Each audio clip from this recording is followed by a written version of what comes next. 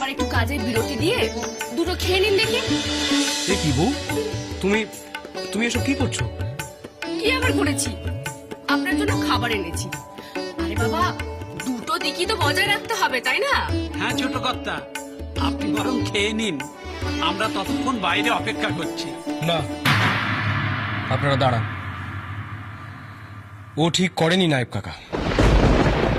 এটা আমার কাজের জায়গা, আর আমার কাজের থেকে আমার খাওয়া দাওয়াটা বেশি জরুরি নয়। এখন আমার কাজের মধ্যে বিরক্ত করো না, যাও। হ্যাঁ, যা বলছি।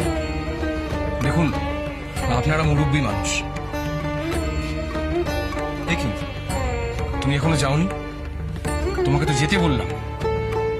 বারমহলে এভাবে ঘরের মহিলাদের দাঁড়িয়ে থাকা আমার পছন্দ নয়। যাও।